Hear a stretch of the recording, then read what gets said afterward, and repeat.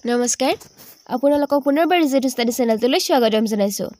আজিৰ এই ভিডিঅ'টিত অসম চৰকাৰৰ পৰা মুকলি পাব লগা বিভিন্ন প্ৰতিযোগিতামূলক পৰীক্ষাসমূহৰ লিখিত পৰীক্ষাত সহায় হোৱাকৈ আপোনালোকৰ মাজলৈ কেইটামান অতি গুৰুত্বপূৰ্ণ কোৱেশ্চন এনসাৰ লৈ আহিছো গতিকে আপোনালোকে ভিডিঅ'টো স্কিপ নকৰাকৈ সম্পূৰ্ণৰূপে চাব আৰু যদিহে আপোনালোকে আজি আমাৰ ভিডিঅ'টোলৈ প্ৰথমবাৰৰ বাবে আহিছে তেন্তে চেনেলটো সাবস্ক্ৰাইব কৰাৰ লগতে ভিডিঅ'টো লাইক কমেন্ট আৰু ভিডিঅ'টো শেয়াৰ কৰি দিব আজিৰ ভিডিঅ'টোৰ প্ৰথমটো কোৱেশ্চন হৈছে ভাৰত মহাসাগৰৰ আটাইতকৈ সৰু দ্বীপীয় দেশ কোনখন অপচন কেইটাৰ ভিতৰত শুদ্ধ উত্তৰটো হ'ব অপচন নম্বৰ বি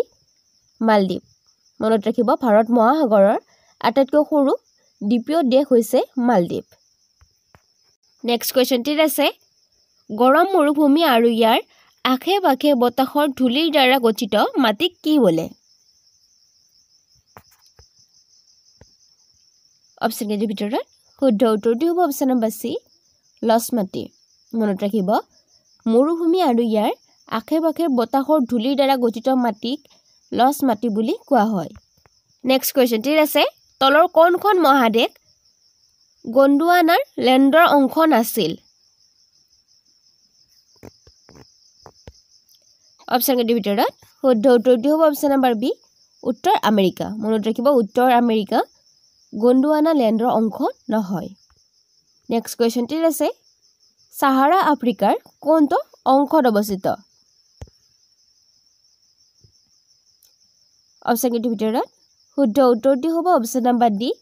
উত্তৰ দিশত মনত ৰাখিব সাহাৰা মৰুভূমিখন আফ্ৰিকাৰ উত্তৰ দিশত অৱস্থিত নেক্সট কোৱেশ্চনটিত আছে দক্ষিণ আমেৰিকা আমাজন অৱবাহিকা কোনবোৰ অৰণ্য আছে অৰ্থাৎ দক্ষিণ আমেৰিকাৰ আমাজন অৱবাহিকাত থকা অৰণ্যসমূহৰ নাম কি অপচন কেইটাৰ ভিতৰত শুদ্ধ উত্তৰটো হ'ব অপচন নম্বৰ এ গ্ৰীষ্মমণ্ডলীয় বৰ্ষাৰণ্য মনত ৰাখিব দক্ষিণ আমেৰিকাৰ আমাজন অৱবাহিকাত গ্ৰীষ্মমণ্ডলীয় বৰ্ষাৰণ্যসমূহ আছে নেক্সট কোৱেশ্চনটিত আছে তলৰ কোনখন মহাদেশৰ গড় উচ্চতা বিশ্বৰ ভিতৰতে সৰ্বাধিক অপচন কেইটাৰ ভিতৰত শুদ্ধ উত্তৰটো হ'ব অপচন নম্বৰ বি এণ্টাৰ্কটিকা মনত ৰাখিব এণ্টাৰ্কটিকা মহাদেশখনৰ গড় উচ্চতা বিশ্বৰ ভিতৰতে সৰ্বাধিক নেক্সট কোৱেশ্চনটিত আছে তলৰ সকলৰ ভিতৰত কা বড়ো লোকে গুৰুদেৱ বা গুৰু ব্ৰহ্ম বুলি অভিহিত কৰিছিল অপচন কেইটাৰ ভিতৰত শুদ্ধ উত্তৰটো হ'ব অপচন নম্বৰ এ কালীচৰণ ব্ৰহ্মক মনত ৰাখিব কালীচৰণ ব্ৰহ্মক বড়োসকলে গুৰুদেৱ বা গুৰু ব্ৰহ্ম বুলি অভিহিত কৰিছিল নেক্সট কোৱেশ্চনটিত আছে শুকান বৰফ কি অপচন কেইটাৰ ভিতৰত শুদ্ধ উত্তৰটো হ'ব অপচন নম্বৰ এ কাৰ্বন ডাই অক্সাইডৰ কঠিন ৰূপ মনত ৰাখিব শুকান বৰফ হৈছে কাৰ্বন ডাই অক্সাইডৰ কঠিন ৰূপ নেক্সট কোৱেশ্চনটিত আছে ধলা শদিয়া দলংখন কোনখন নদীৰ ওপৰত অৱস্থিত অপচন কেইটাৰ ভিতৰত শুদ্ধ উত্তৰটো হ'ব অপচন নম্বৰ বি লোহিত মনত ৰাখিব ধলা শদিয়া দলংখন লোহিত নদীৰ ওপৰত অৱস্থিত নেক্সট কোৱেশ্চনটি আছে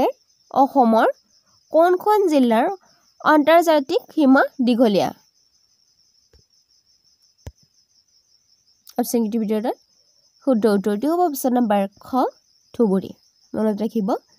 ধুবুৰী জিলাখনৰ আন্তৰ্জাতিক সীমা দীঘলীয়া নেক্সট কুৱেশ্চনটিত আছে তলৰ কোনটো এলুমিনিয়াম গলনাগাৰ বিশ্বৰ সৰ্বাধিক উৎপাদক অপচন কেইটাৰ ভিতৰত শুদ্ধ উত্তৰটো হ'ব অপচন নম্বৰ বি চীন আছে হালধীয়া চৰাইয়ে বাওধান খায় এই উপন্যাসখনৰ লেখক কোন অপচন কেইটাৰ ভিতৰত শুদ্ধ উত্তৰটো হ'ব option number D Homen Borgohain মনত ৰাখিব হালধীয়া চৰাইয়ে বাওধান খায় এই উপন্যাসখনৰ লেখক হৈছে হোমেন বৰগোহাঁই নেক্সট কুৱেশ্চনটিত আছে কোন বছৰত প্ৰথম অসমীয়া কাকত অৰুণোদয় প্ৰকাশ পাইছিল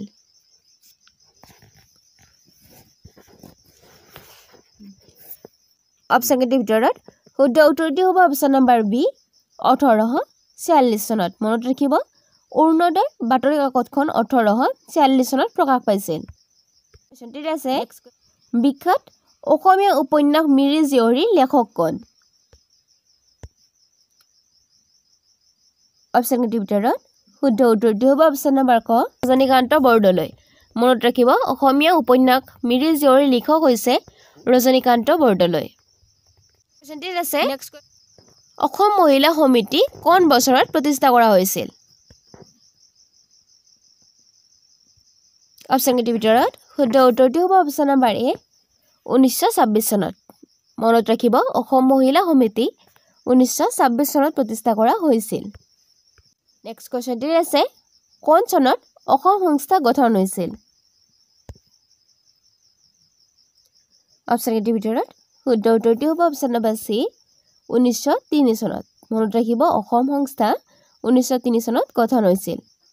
নেক্সট কোৱেশ্চনটি আছে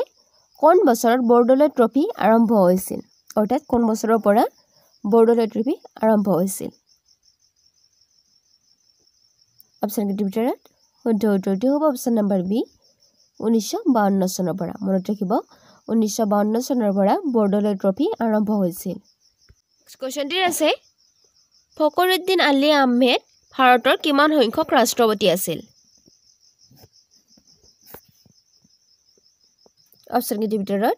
শুদ্ধ উত্তৰটো হ'ব অপচন নম্বৰ বি 5 মনত ৰাখিব ফখৰুদ্দিন আলী আহমেদ 5 সংখ্যক বা 5 নং ৰাষ্ট্ৰপতি আছিল নেক্সট কোৱেশ্চনটি আছে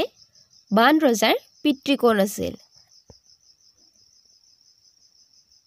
অপচন কেইটাৰ ভিতৰত শুদ্ধ উত্তৰটো হ'ব অপচন নম্বৰ এ বুলি মনত ৰাখিব বাণ ৰজাৰ পিতৃ আছিল বুলি নেক্সট কোৱেশ্চনটি আছে বৰ্মন বংশৰ কোনজন ৰজা গুপ্ত বংশৰ সমুদ্ৰগুপ্তৰ সমসাময়িক আছিল অপচন কেইটাৰ ভিতৰত শুদ্ধ উত্তৰটো হ'ব option number C Pushya Barman মনত ৰাখিব পুষ্য বৰ্মন সমুদ্ৰগুপ্তৰ সমসাময়িক আছিল